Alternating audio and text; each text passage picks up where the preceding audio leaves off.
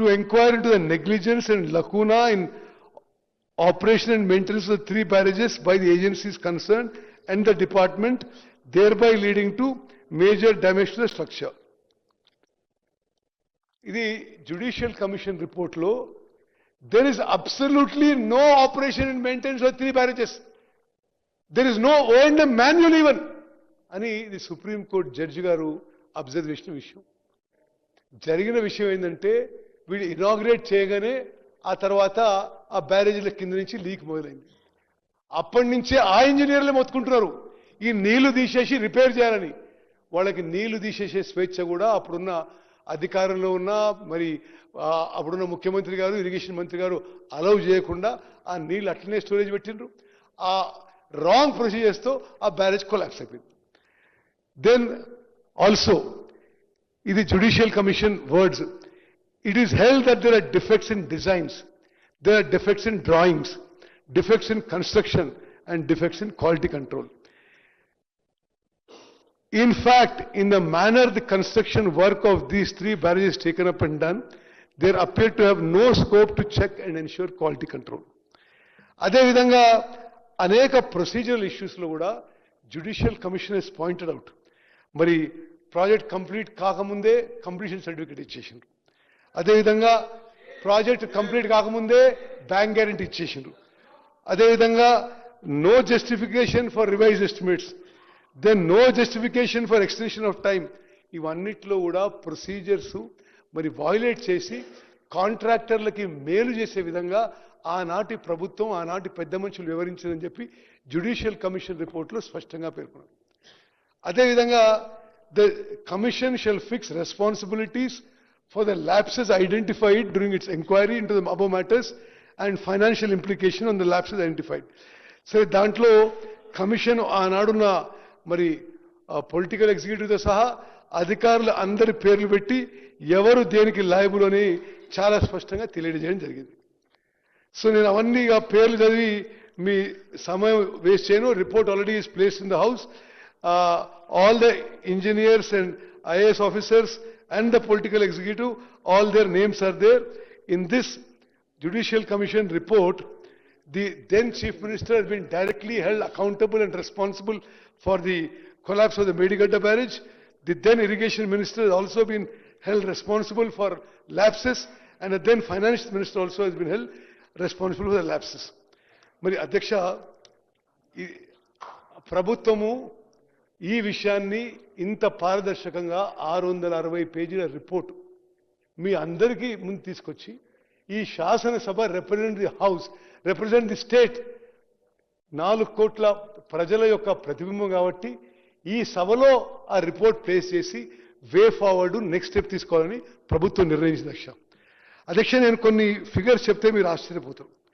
ఇది మాటి మాటికి వాళ్ళు పదే పదే కాళేశ్వరం ప్రాజెక్టు వల్ల నీళ్ళు వచ్చినాయి, కాళేశ్వరం ప్రాజెక్టు నీళ్ళు వచ్చినాయని చెప్పి 10 ఏళ్ల పాటు ఒక అబద్ధము ప్రచారం చేసుకున్నారు.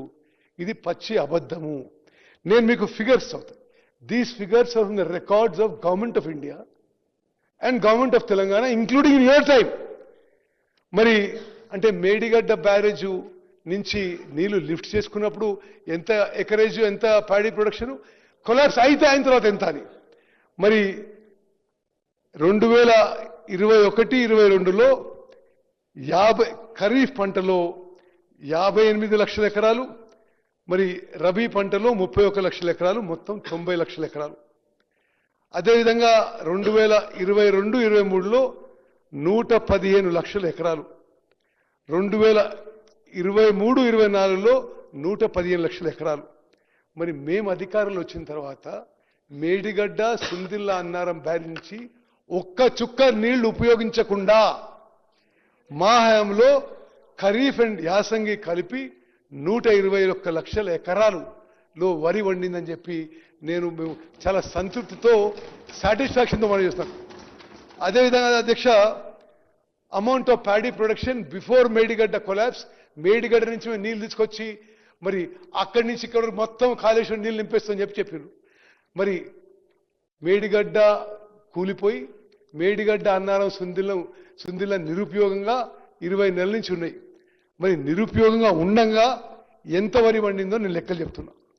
మరి వాళ్ళు అధికారంలో ఉన్నప్పుడు 21-22లో 186 లక్షల మెట్రిక్ టన్నులు, 22-23లో 238 లక్షల మెట్రిక్ టన్నులు, 23-24లో 253 లక్షల మెట్రిక్ టన్నులు. మేడిగడ్డ బ్యారేజ్ కూలిపోయిన తర్వాత మేడిగడ్డ అన్నారం సుందిల నుంచి ఒక్క చుక్క నీళ్లు ఉపయోగించకుండా మా ప్రభుత్వ హయాంలో ఖరీఫ్ అండ్ యాసంగి కలిపి ఈ రాష్ట్రంలో వరి పండించింది 261 లక్షల మెట్రిక్ టన్నుల వరి ధాన్యం. ఇది భారతదేశంలోనే రికార్డు, తెలంగాణలో రికార్డు, ఉమ్మడి ఆంధ్రప్రదేశ్లో రికార్డు. 29 రాష్ట్రాల్లో ఇంత వరి పంట ఒక సంవత్సరంలో ఎన్నడూ పండిన విషయం కూడా నేను మనం చేస్తున్నాను. మరి అదే విధంగా మరి అధ్యక్ష, మరి మనం ప్రభుత్వంలో ఉన్నప్పుడు we are holding the people's mandate for 5 years. ఖర్చు పెట్టే ప్రతి పైసా చాలా బాధ్యతతో చేయాలి. వాళ్ళు పూర్తిగా బాధ్యతారహితంగా అసలు జ్యుడిషియల్ కమిషన్ మాటల్లో అబద్ధాలు చెప్పి తుమ్మడిగట్టు నుంచి మేడిగడ్డకి మరి ప్రాజెక్టు షిఫ్ట్ చేయడం జరిగింది. అప్పుడు కూడా ఏమన్నారు, తుమ్మడిగట్టు దగ్గర కూడా కడతామని చెప్పినారు, కట్టలేదు. తుమ్మడిగట్టు దగ్గర కట్టలే, మేడిగడ్డ దగ్గర కట్టింది, అది కూలిపోయింది. మరి అధ్యక్ష, ఈ decision to shift from Tummidihatti to Medigadda ఈ రాష్ట్రానికి శాశ్వతంగా నష్టం చేసే విధంగా మరి వాళ్ళ నిర్ణయాలు, వాళ్ళ యాక్షన్స్ అనే విషయం కూడా యావత్ తెలంగాణ ప్రజలు గమనించాలి. అదేవిధంగా మరి ఈ తుమ్మడిగట్టు నుంచి ప్రాణహిత చేవెళ్ళకి ఆ మేడిగడ్డకి షిఫ్ట్ చేయడంలో వాళ్ళు చెప్పిన ఏ కారణం కూడా ఏది కూడా మరి it is not a logical reason అధ్యక్ష. అదేవిధంగా మరి నేను మీకు అగ్రికల్చర్ ప్రొడక్షన్ గురించి చెప్పిన ఒక విషయం మీకు ఈ 2 ప్రాజెక్టులో కొంత కంపారిజన్ ఇవ్వాలి. ప్రాణహిత చేవెళ్లలో ప్రాజెక్టు కట్టి ఉంటే ఆల్రెడీ 38,000 కోట్లలో 11,000 కోట్లు ఖర్చు అయిన పని అయింది, 30% పని అయింది. అంటే ఇంకో 66% పని అయితే ఈరోజు 16.5 లక్షల ఎకరాలు మరి ప్రాణహిత నుంచి చేవెళ్ళ వరకు నీళ్ళు వచ్చే వ్యవసాయానికి, హైదరాబాద్లో డ్రింకింగ్ వాటర్ వచ్చేది, మరి అదేవిధంగా ఇండస్ట్రియల్ యూస్కి వాటర్ వచ్చేది. అది వాళ్ళు వదిలిపెట్టేసారు. మరి మీకు కొన్ని విషయాలు చెప్పాలి అధ్యక్ష, మీ ద్వారా యావత్ తెలంగాణ ప్రజానీకం తెలవాలి. ప్రాణహిత చేవెళ్లలో ప్రాజెక్టులో 70 కిలోమీటర్లు గ్రావిటీతో వచ్చిన తర్వాత కేవలం 19 మీటర్ల లిఫ్ట్ ఉన్నది.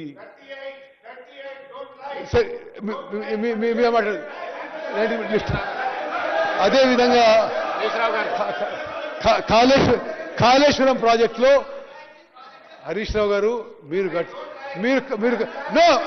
మాట అవసరం లేదు, మీరు కట్టిన ప్రాజెక్ట్ కూలిపోయింది, మీరు మాట ఎట్లా? ఓకే. అదేవిధంగా టోటల్ పవర్ డిమాండ్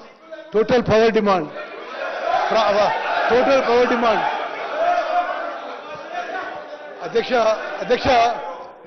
సాధారణంగా ఎవరైనా తప్పు చేస్తే దానికి సిగ్గుపడతారు. అదే తప్పు చేసిండ్రు, మీ వల్ల కూలిపోయింది, మీరే దబాయించు. ఇది విచిత్రంగా ఉంది.